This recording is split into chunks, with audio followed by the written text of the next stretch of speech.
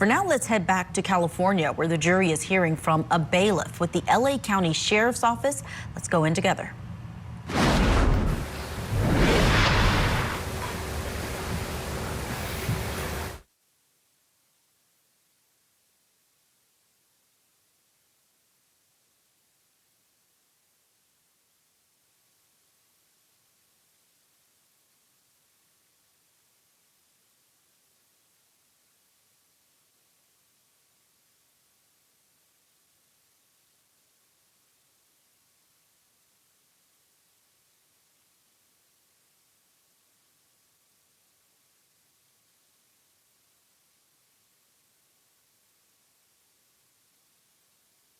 First of three, can you tell us what we're looking at here? So you're looking at the camera bubble. If you have the bottom is actually 102, looking toward 101, which is this courtroom. The door open is 101? The door open is 101. Sergeant Westfall is meeting the threshold, and he ordered Baker up to the end of the hallway. And that's another bailiff that just came out of 102? Bailiff came out of 102. So we just saw Baker go up the stairs in orange? Up the stairs, yes.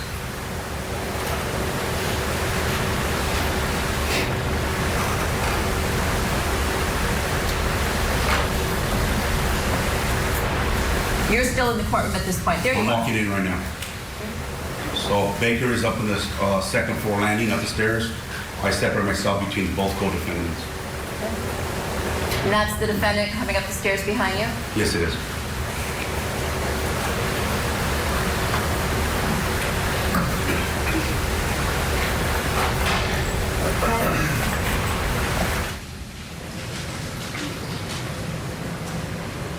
Now, the following day, October 3rd, were you again working as a bailiff here in this courtroom? Yes, I again was working overtime that morning in this courtroom. Okay. And according to your typical protocol, the next day around 7:40 in the morning, what did you do? So normally I come in and the courtroom's empty. I do a security check, basically go through every section of the courtroom, jury box, the audience, and basically check to see if any bags or anything was left over. Then I make my way into the lockup. I check the cell before any inmates get there, because in the morning we do the calendar, and then we get the inmates for the either Department 101 or 102. So after that was cleared, I walked up the stairs and I checked all the railings, and that's when I noticed on the railing on the second floor landing going up to the 10th floor lockup, there was a baggie rolled up, and we call it a kite. What's a kite? Kite is a way inmates communicate between themselves. So it could have been either narcotics, or it was rolled up really tight. So I saw it on the inside portion of the railing, on the bottom portion of the rail as it going up. Going up the stairs? So I immediately called my sergeant, which was Bob Westfall, and I told him, if you don't mind checking the video cameras for the day prior to see if anything was placed at the time when Baker was going up the stairs. And that's when he discovered he actually not placed one, he actually placed 2 items. Okay. So that's when he came into the courtroom. We found the other one. Okay. So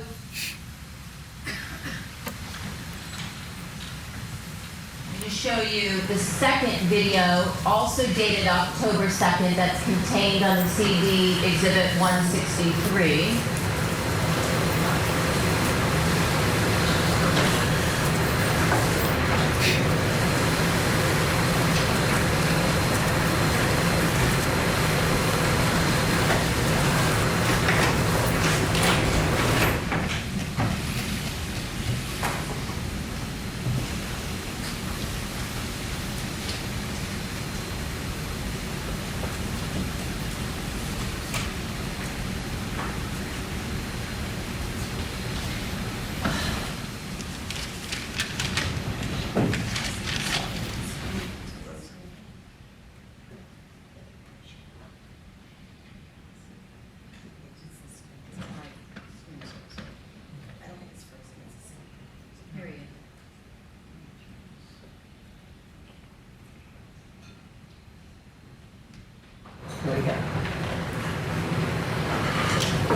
Can you tell us what we're seeing here So in the bottom- video from October 2nd? Excuse me. Okay, so the bottom of the screen is actually the 10th floor lockup door. We're looking toward the stairwell as you're going up the one-on-one.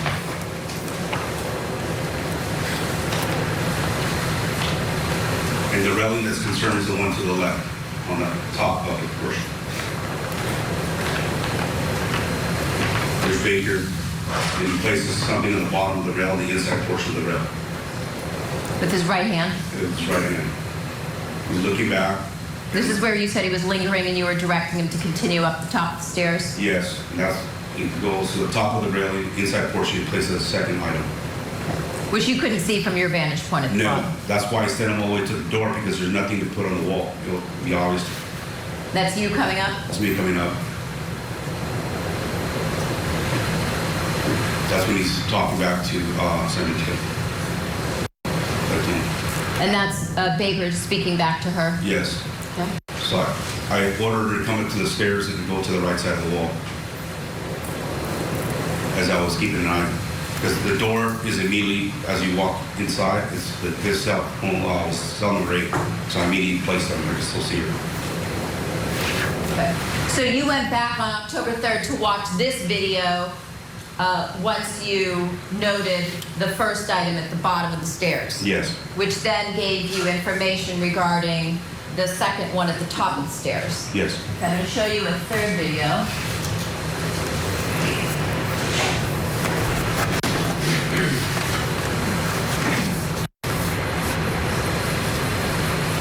This one from October 3rd.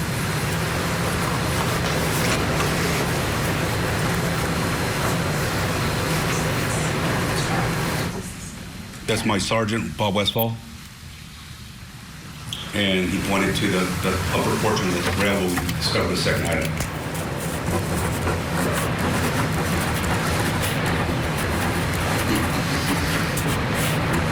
I was taking photographs to the item.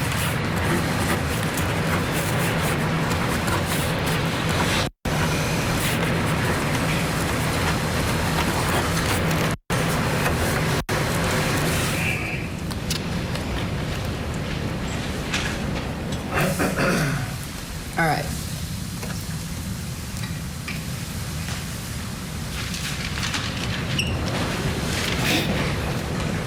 Your Honor, I have an evidence envelope. It has the name Gable on the front and number 191 and 192 written in red pen. May it and its contents be marked, please, as People's 164. Yes.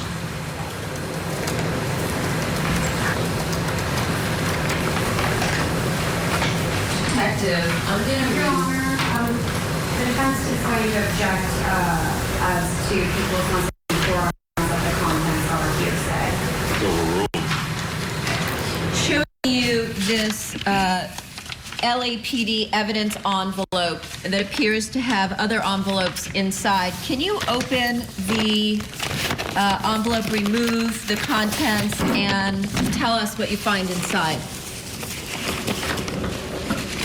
Well, I can tell you these are the items I booked under the LA Sheriff's file number. So they were probably rebooked under the LAPD since it's an LAPD case. Okay. I know that for a fact because I identified my writing. Okay. I put the earn number, I put EV2, I actually did the sticker, and my name's on the sticker as evidence.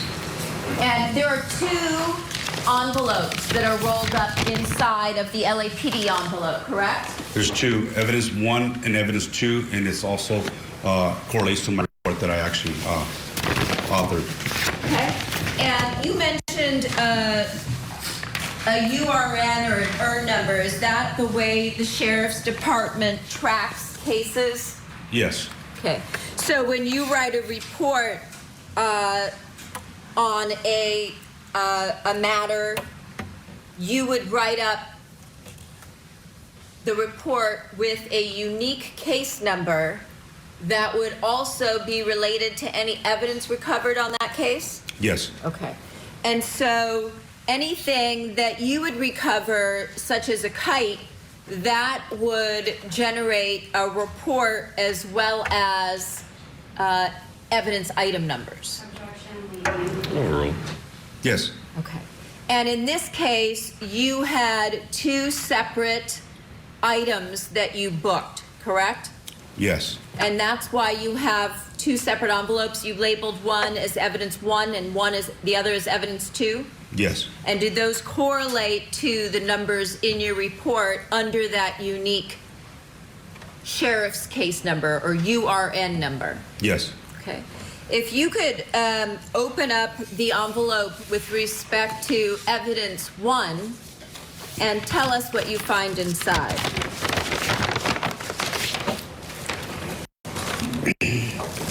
It's a plastic bag with a red envelope.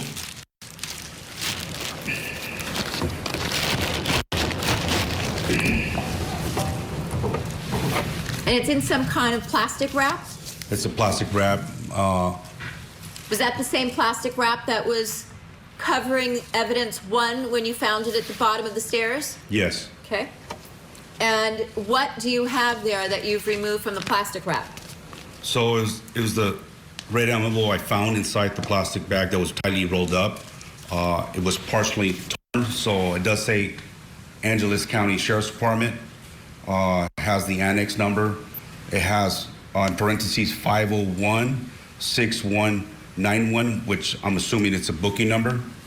And then it has in pencil 3300 and 18U, which is the module at Men's Central Jail. And then that's the 18U is the bed, the bunk where this person is assigned to.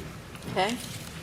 There is paperwork inside, and this is the exact paperwork I found, and it was like...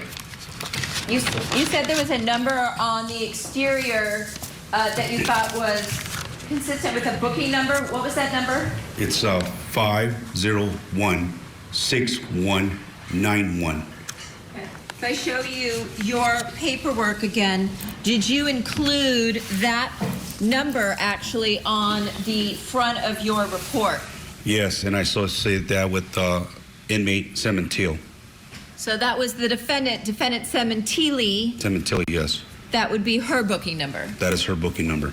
Whereas the module with the unit number, that correlates with the booking location or where Baker was being held, correct? At Men's Central Jail? That's correct. In the face page, I put message to jail, module 3300. Okay. So is there something inside of that red envelope? It was two pieces of paper. It was like puzzle paperwork. On the back side, it had numerical numbers just written on the paper, positive, negative. And same thing with the other one. It was another puzzle paperwork. And then the back side, it had some numerical numbers, positive, negative.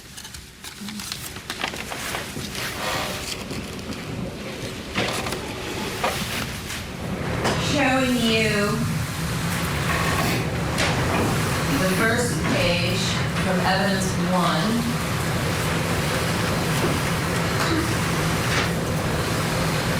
Was this the item number that you recovered from the railing at the bottom area that we saw on the video? Yes, that's one sheet of paper. Did that appear to you to be some type of coded communication? Bless you. Objection, combination. Overruled. Yes. Do you commonly come in contact with items such as this when you're working in the jail facility? Yes, and I also work gangs. I was an OSS detective, and that's how normally Mexican Mafia and different inmates communicate on different messages. Showing you the second page, again, does that appear to be some type of coded communication? That's what it appears like. If you could return these to that red envelope and then to the evidence 1 envelope that you booked it under.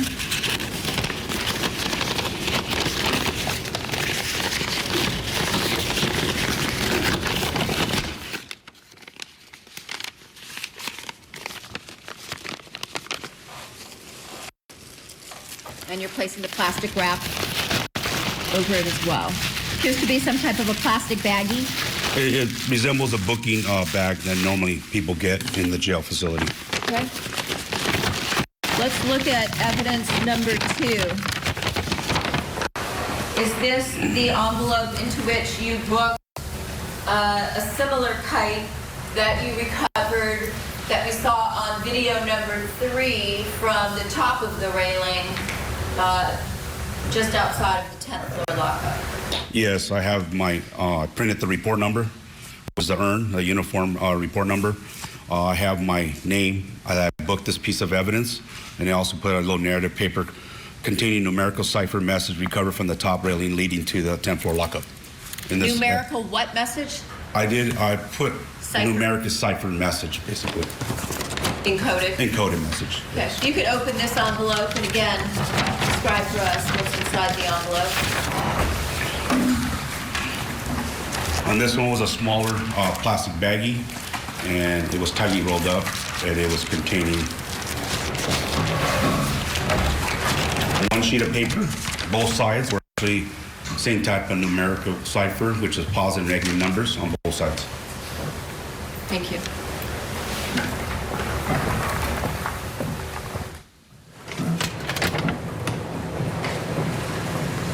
Showing you the front side, the one side. Again, does this appear to be similar to the other evidence item that we looked at, which is some type of numerical code? Yes. And on the back side, again, the same? Yes. Okay, I'm handing this back to you. If you could again place this coated kite into the plastic and the envelope that you booked it to.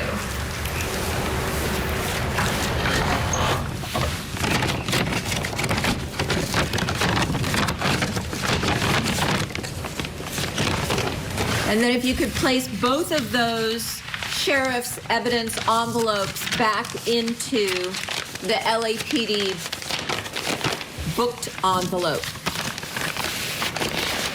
Have you done that? Do so now, ma'am. Thank you.